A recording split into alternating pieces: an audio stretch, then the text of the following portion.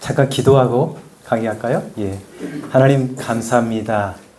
많은 목회자가 있지만 부족한 저를 세우시고 저에게 어떻게 하면 교회가 부흥할 수 있는지를 강의하라고 말씀하셨사오니 듣는 귀를 열어주시고 마음을 열어주셔서 부족한 종을 통해서 주께서 하시고자 하시는 말씀을 증거하여 주시옵소서.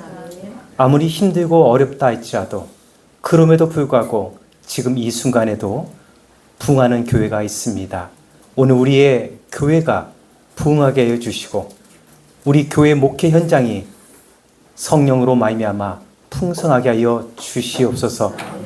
저는 부족하고 연약하지만 나의 연약함을 통해서 오직 주님만 영광받아 주시옵소서. 예수님의 이름으로 기도합니다. 아멘. 예, 반갑습니다. 저는 정철수 목사입니다. 저는 호남단에 속해 있고요. 원래 제 고향은 충청도 홍성입니다. 24살까지 홍성에 살다가 잠깐 대학 문제로 광주에 들렸다가 지나가겠다라는 생각으로 광주에 왔는데 벌써 거기서 결혼을 하고 벌써 수십 년의 세월이 지난 것 같습니다. 제가 태어나고 자랐던 충청도 홍성에서의 잠깐 이야기를 짧지만 하려고 합니다. 저희 같은 경우는 얼마나 사투리가 심하던지 충청도도 대전 같은 경우나 천안 같은 경우는 사투리를 별로 안 씁니다.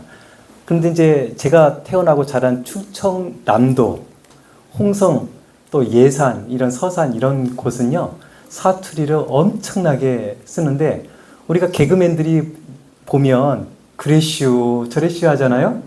충청도 제가 태어난 그 홍성에 가면 지금도 그래슈. 근데 이렇게 그래슈가 아니에요. 그래슈 저래슈 이렇게 합니다. 근데 얼마나 또 재미있냐면 제가 이제 대학교를 그곳에서 다닐 때 학생들이 버스 시간에 좀 늦게 도착해서 시내버스가 떠나가게 되었습니다. 원래 광주 같은 경우는 한 번 떠난 버스는 안 서잖아요. 근데 학생들이 떠난 버스를 막 쫓아가는 거예요. 그러다가 이 버스의 엉덩짝을 막 두드리니까 언덕에 올라가던 버스가 서는 거예요. 빨리 타요! 그러니까 이제 그 학생들 우르르 막 타면서 기사님 감사해요! 이렇게 그런 것들이 지금도 기억이 납니다. 또한 저도 잘 몰랐는데 제가 충청도에 오래 살다가 광주에서 살아보니까 왜 충청도 사람들이 그렇게 여유롭고 그 다음에 느린지 조금 피부로 느끼게 되었습니다. 처음에 이제 광주에서 식사를 하는데 저는 한번 식사를 하면 30분에서 40분을 천천히 먹으면서 대화하면서 이야기를 하거든요. 근데 이제 전라도 친구들 만나서 식사를 하는데 10분 만에 밥을 다 먹고 제 앞에 물을 그 3컵 있잖아요. 그거 딱 갖다 놓는 거예요. 물 담아서. 그런데 이제 그때부터 마음이 급해져가지고 빨리 먹어야 되겠다. 이제 소화가 안 되는 거예요. 그것 때문에 참 애를 먹었습니다. 그런데 이제 제가 몇십 년 이 전라도 광주에 살다 보니까 저도 전라도 사람이 다 돼가지고 이제 밥을 이제 한 20분이면 먹어요. 10분은 좀 저한테는 아직도 짧아서 20분 정도 걸립니다. 그리고 혼자 먹을 때는 지금도 한 30분 정도 천천히 식사를 하는데 제가 왜 이 짧은 시간에 이렇게 두서없는 이야기를 하냐면 제가 이제 어떤 설교를 하거나 또는 어떤 강의를 할 때 서론이 정말 깁니다. 종종 제가 어떤 분하고 전화 통화를 하게 되면 이제 한참 서론 이야기를 해요. 어떻게 지내세요? 하시는 일은 어떻고요? 이게 이제 서론이에요. 이제 그러면 상대방이 이제 이야기가 다 끝나지 않고 전화를 딱 끊어요. 그때 그런데 하면 전화가 끊어지는 거예요.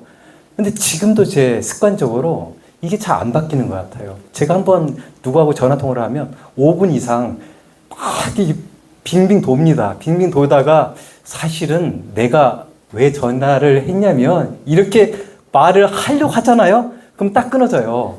그럼 저 혼자 여보세요? 여보세요? 이렇게 전화를 이렇게 할 때가 지금도 있어요.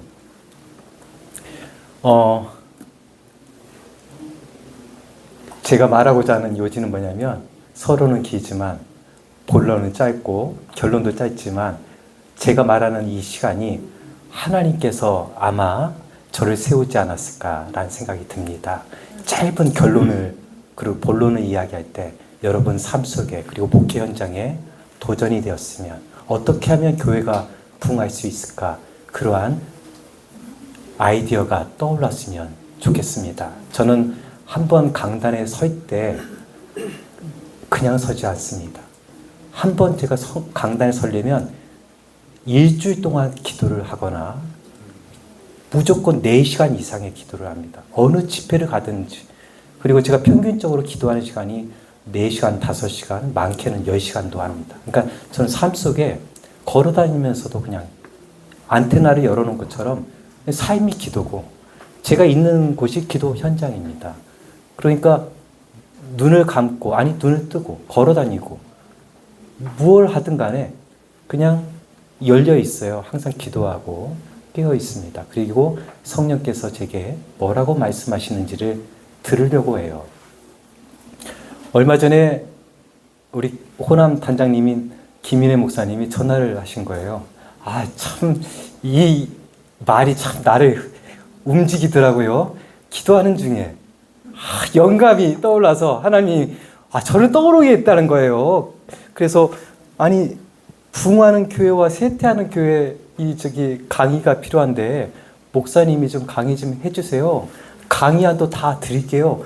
그래서 드려진 게 지금 여러분 책자에 나와는 강의안이고요. 저는 사실은 별도의 강의를 준비했어요.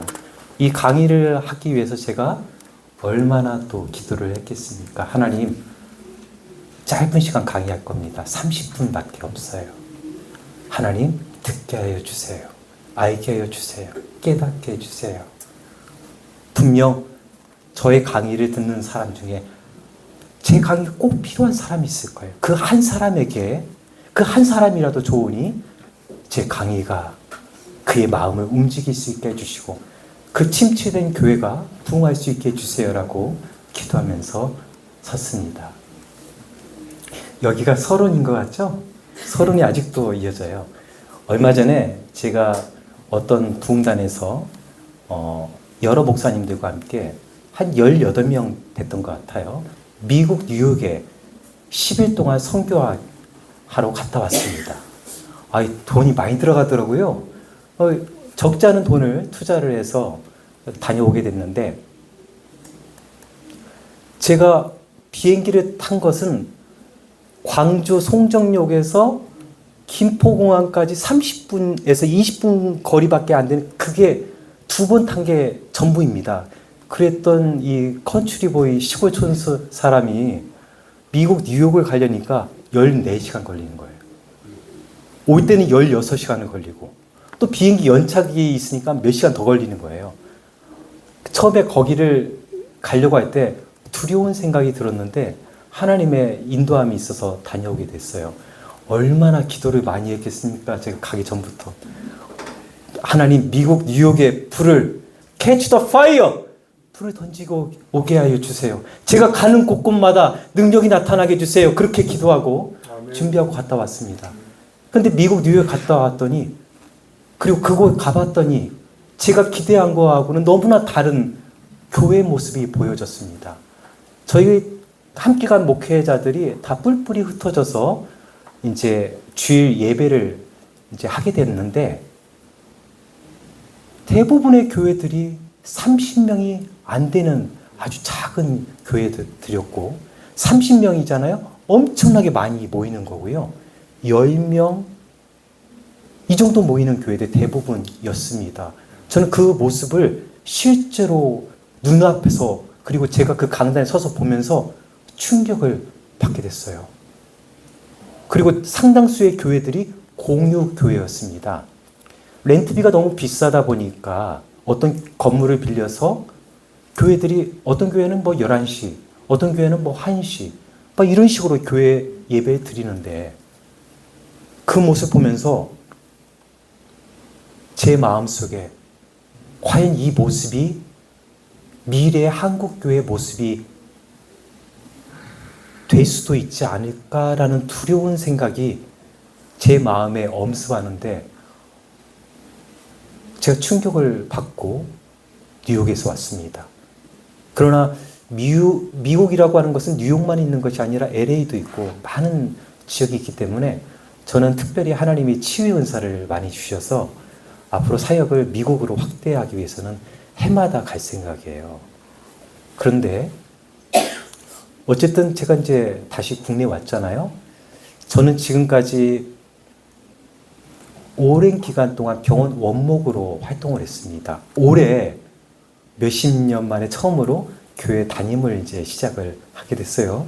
제가 담임을 시작한 걸 어떻게 알았는지, 아니 저보고 붕하는 교회와 쇠퇴하는 교회 강의를 맡게 했으니 참 신기하기도 하더라고요. 제가 이제 오랫동안 교회 담임을 안 하고 기관 목회, 병원 원목으로 활동하다 보니까 최근에는 상담소 대표로 활동을 최근까지 하다 보니까 주일날에는 제가 살고 있는 한 500명 모이는 합동체 교회를 저희 가족이 다 다녔어요. 근데 처음에 그 교회 갔을 때 사람들이 얼마나 많던지 앉을 자리가 없어서 안내하는 사람이 안내해줘야만 막 엉덩이로 막 밀어야만 아주 간신히 들어가서 예배 드릴 수 있었어요. 그런데 1년이 조금 지난 지금 얼마나 바뀌었는지 한 주 한 주 지나는데요. 교회가 비기 시작하는 거예요. 앉을 자리가 없었던 그 교회가 1년밖에 안 됐는데 마치 머리숱이 많은 사람이 탈모가 갑자기 시작하면 자고 일어나면 머리가 한 움큼씩 빠지잖아요. 웃으시는 분 보니까 탈모가 있는 분이 누가 있나 보다. 그렇죠? 예. 교회가 여기도 비고 저기도 비는 거예요. 지금 1년 조금 넘었는데 이제는 한 명도 안 앉는 자리가 막 곳곳에서 생겨나게 됐고 그 모습을 제가 1년 사이에 직접 경험하고 목격하면서 굉장한 충격을 받게 되었습니다.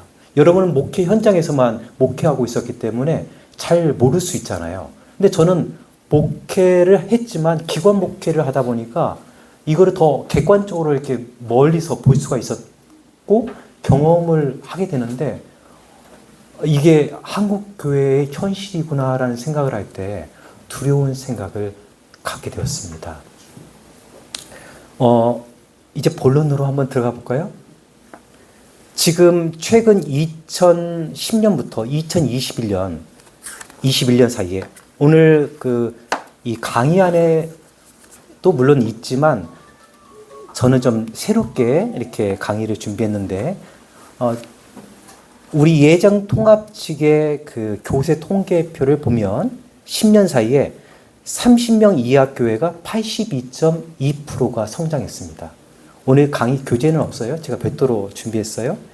그다음 31명부터 50명 사이의 교회가 18.3%가 성장을 했고 51명부터 100명까지가 마이너스 5.2%. 그 다음에 101명부터 300명 사이의 교회가 마이너스 9.2%.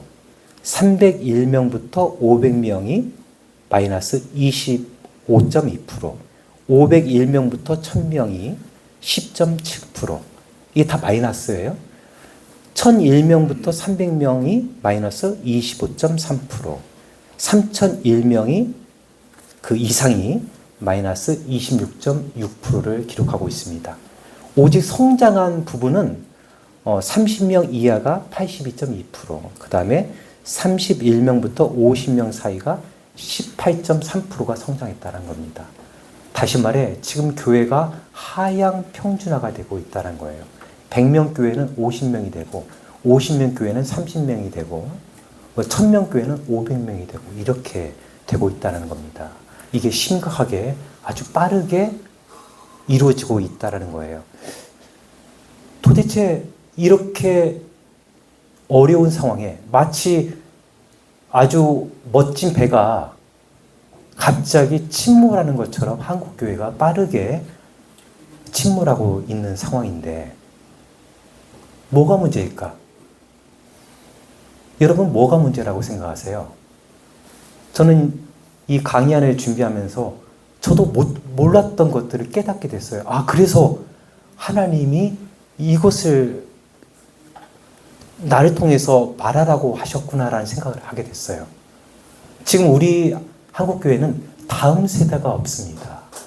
다음 세대라고 하는 것은 교회학교 학생들 있잖아요. 제 딸이 이제 고등학교 다닐 때 광주의 화정동에 우리 통합교회 몇천 명 모이는 2,000명이 넘는 교회를 교회학교를 다녔어요. 고등부. 그때도 제가 기관 목사였기 때문에 그때는 주일 전 예배 다녔고 제 딸은 고등부를 다녔는데 작년이 2,000명이 넘는 교회였는데 고등부는 몇십 명이 모였어요. 그런데 제 딸의 이야기 들으면 지금도 함께 교회 다녔던 친구들하고 통화를 하는데 함께 교회 다녔던 친구 중에 교회 다니는 사람은 한 명도 없다라는 거예요. 몇십 명 다녔는데 그 친구들 사이에서도. 도대체 뭐가 문제일까? 다음 세대가 없습니다. 지금 무너지고 있고요. 다음 세대가 없다는 것은 결국에는 40 세대가 없다라는 거예요. 제가 오늘 이 짧은 시간 약 10분 남았는데 한국교회가 부흥하기 위해서는요. 다음 세대도 다음 세대지만 30, 40 세대가 살아나야 됩니다. 가장 교회의 중심이라고 할 수 있는 그 세대 30, 40 세대가 왜 중요하냐면 이들의 자녀들이 다음 세대의 아이들이에요. 그러니까 지금 교회 학교가 없다는 것은 다음 세대가 없다는 것은 30, 40 세대가 무너졌다라는 뜻을 말하는 겁니다. 그러면 우리가 교회를 다시 부흥시키기 위해서 그리고 교회 학교가 그리고 다음 세대가 다시 일어나기 위해서는 30, 40 세대가 일어나야 되잖아요. 일어나기 위해서는 30, 40 세대가 어떠한 세대인지를 조금 알아야 된다는 겁니다. 30, 40 세대는요. 한국교회가 침체기 때 신앙생활을 시작했습니다. 그 다음에 교회학교나 학생의 청년부가 침체된 그때 믿음 생활을 한 거죠. 또 소그룹 양육을 통해 신앙이 성장했습니다. 그러다 보니까 통성으로 기도하는 이런 세대가 아니라 기도도 개인적으로 기도하는 그러한 문화를 갖고 있고요. 교회와 또 사회 관계를 굉장히 중시합니다. 그러면서 사회에 대한 교회 책임, 또 사회 봉사를 굉장히 중요하게 생각하고 있고요. 또한 기독교의 적대적인 사회 분위기 가운데 믿음 생활을 한 세대가 30, 40 세대라는 겁니다. 또한 다문화된 세계관, 다시 말해 포스트 모더니즘 시대에 살고 있는 세대가 30, 40 세대라는 겁니다. 반면에 교회 안에 지금 주류를 이루고 있는 50, 60 세대를 보게 되면 한국교회 부흥기에 신앙생활을 시작을 하게 되었습니다. 그러다 보니까 교회학교 학생의 청년부 활성화 시기에 신앙생활을 하게 됐습니다. 제가 광주에 몇십 년 전에 왔을 때 1000명 모이는 교회에 제가 청년부 활동을 했어요. 그때 제가 다녔던 청년부만 해도 1청년, 2청년 이렇게 나눴는데 청년이 상당히 많았습니다. 아니 참 여러분 저를 봐보세요. 제가 뭐 이렇게 잘생기지도 않고 뭐 키가 큽니까? 아니면 제가 멋집니까? 저 돈도 하나도 없거든요. 그 당시에 그런데 이제 청년들이 막 저하고 결혼하고 싶다고 사귀고 싶다고 막 엄청나게 이렇게 그런 때가 있었어요. 이게 우스갯소리를 잠깐 하는 거예요. 그러면서 청년들이 거기서 만나서 결혼을 하고 아이를 갖고 가정을 이루게 됐고, 저도 그때 지금의 아내를 만나서 결혼하게 되었고 이렇게 살고 있습니다. 이게 문화가 돼야 돼요. 청년부가 활성화되어지면서 거기서 좀 연애도 하고 가정을 꾸리고 그 아이들이 성장해서 또 교회 주축이 되고 이렇게 돼야 이게 되는데, 청년부가 이제 5060 세대는 바로 그러한 청년부가 학생회가 부흥할 때 신앙생활을 했던 세대란 거죠. 그 다음에 또 기도원이나 부흥회를 통해 신앙이 성장했던 시대였습니다. 그러다 보니까 이런 세대들은요, 지금도 기도할 때 이제 부흥회를 하게 되면 우리 주여 삼창하고 기도하겠습니다 하고 하면 막 주여 하고 기도하지 않습니까? 이게 이제 5060 세대에는 익숙하고 친숙한데 30, 40 세대가 볼 때는 이게 뭐지? 이게 낯선 거예요. 문화가 다르다는 겁니다. 그 다음에 기독교의 우호적인 시기에 5060 세대는 신앙생활을 했습니다. 또한 모더니즘의 어떤 세계관 속에서 믿음 생활을 살았습니다. 그렇기 때문에 5060 세대는 항상 규범을 중시합니다. 그리고 조직이 상하 이런 조직이 익숙해져 있어요. 부모님의 말에 순종하고 또 담임 목사님의 말에 순종하고 이런 것들이 익숙합니다.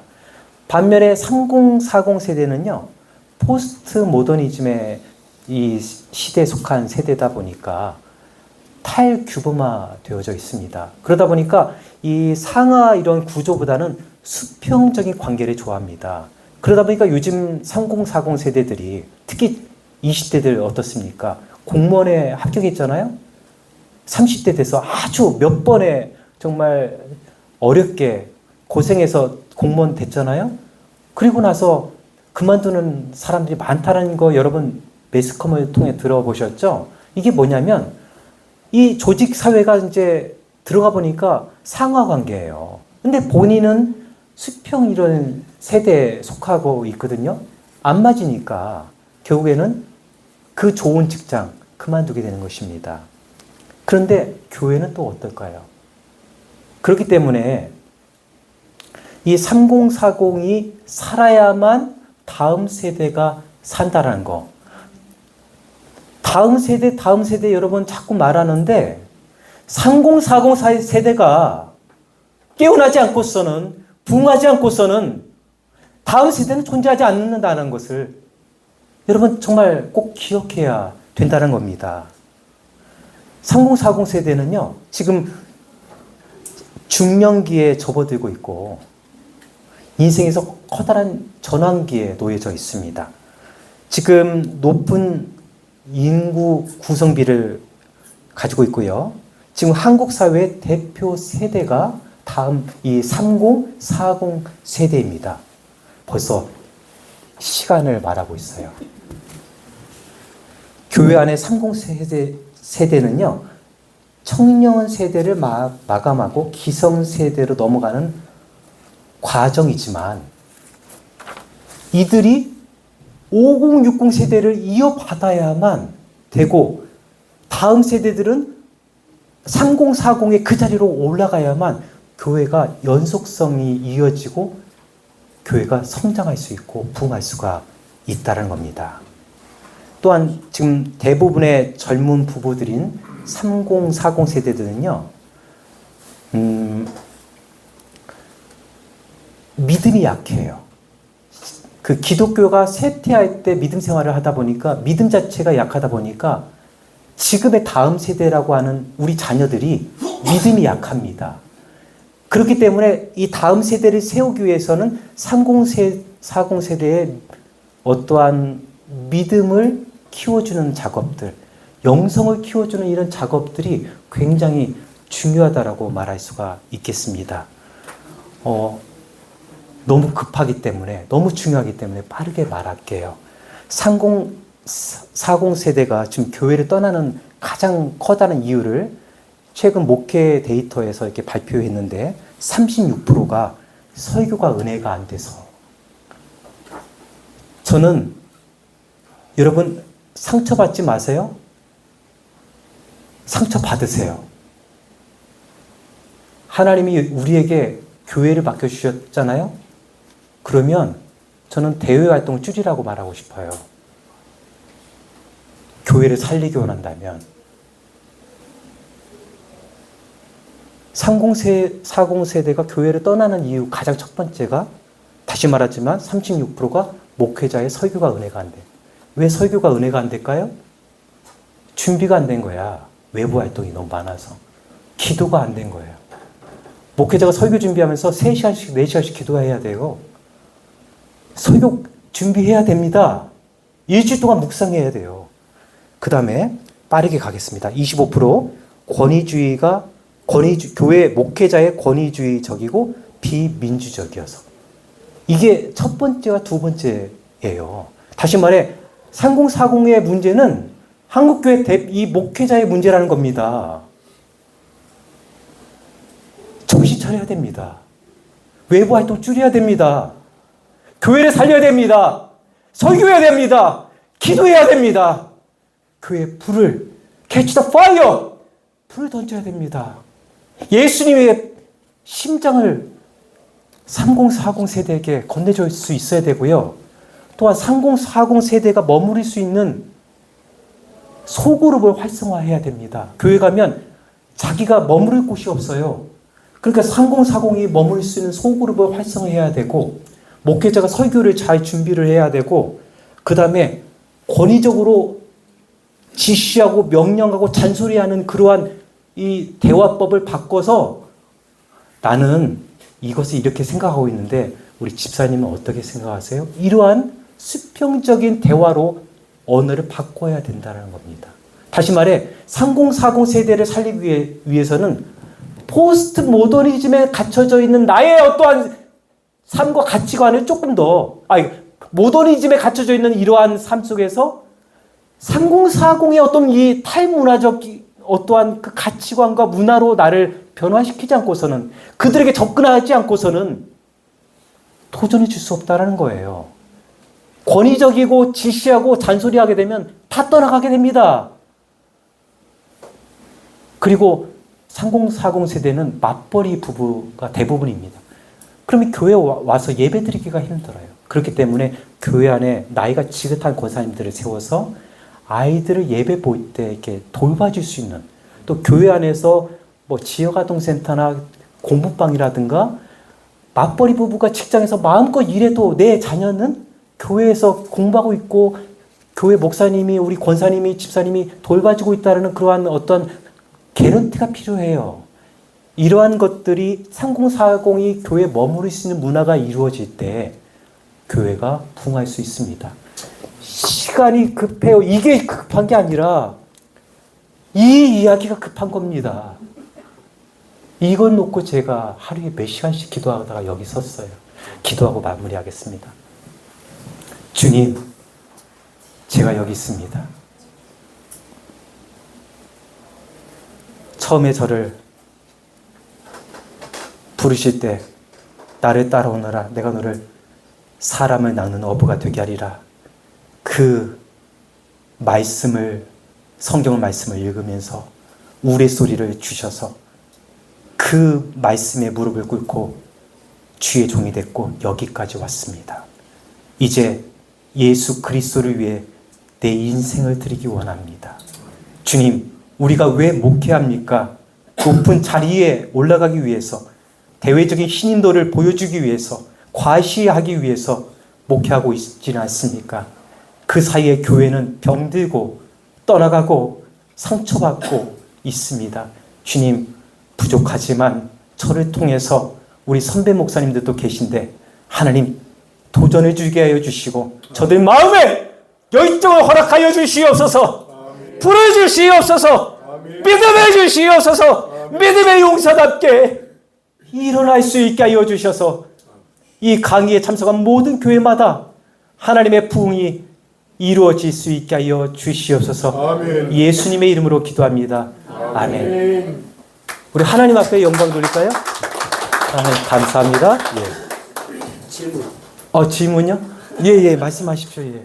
오늘 이제 강의 시간에 다음 세대라고 얘기했잖아요. 예. 3040에 대해서는 예. 전적으로 그렇게 느끼고 동의하는데 예. 용어 가운데 다음 세대라는 말은 예. 어린들의 어떤 편의주의적인 어떤 사고가 아닌가. 예. 왜냐하면 우리 교당 같은 경우도 지금 아동 세대 연령이 지금 낮춰졌잖아요. 아동에 대한 중요성, 다음 세대, 우리가 얘기하는 다음 세대에 대한 중요성에 대해서 인식을 하고 그들이 각자의 나름으로 신앙으로 응답을 한다라고 예. 인식을 했기 때문에 어린 나이에 세례를 준단 말이에요. 우리는 여전히 다음 세대라고 예. 그들은 주인공 세대가 아니라 다음 세대라고 얘기하는데 용어를 좀 바꿔야 하지 않을까. 좋은 생각이십니다. 예. 거기에 대해서 좀 어떻게 생각하시는지. 예. 그것도 어찌 보면 우리 기성세대가 만들어낸 어떠한 그 용어잖아요. 다음 세대라고 하는 어떠한 것에 그 아이들을 가둬두는 좀 굉장히 좋은 말씀이라 저도 동의합니다. 그리고 아직 제가 조금 하나 빠진 게 있다면 옛날에는 이제 그 우리 자녀들을 교회가 책임지기 원했잖아요. 그러나 사실은 지금 3040 세대는 이 교회가 책임지는 게 아니라, 그러니까 쉽게 말해 부모가 변화가 돼야 이 자녀들이 예수님을 인격적으로 만나고 믿음이 성장할 수 있습니다. 그렇기 때문에 3040 세대를 말씀으로 양육을 하고 신앙을 이렇게 성장시킬 때 그것이 지금의 자녀들한테 흘러갈 수 있습니다. 그렇기 때문에 막 교회 학교가 막 아이들이 변화시킨다. 요즘에는 통계 자료들을 보게 되면 그렇게 말하지 않고 대부분 부모가 변화가 돼야 되고 부모의 믿음 때문에 자녀들이 믿음에 설 수 있다라고 말을 하고 있습니다. 30분 안에 막 말을 하다 보니 해야 되고 저는 서로는 길잖아요. 어쨌든 반갑습니다. 예, 감사합니다. 예. 예.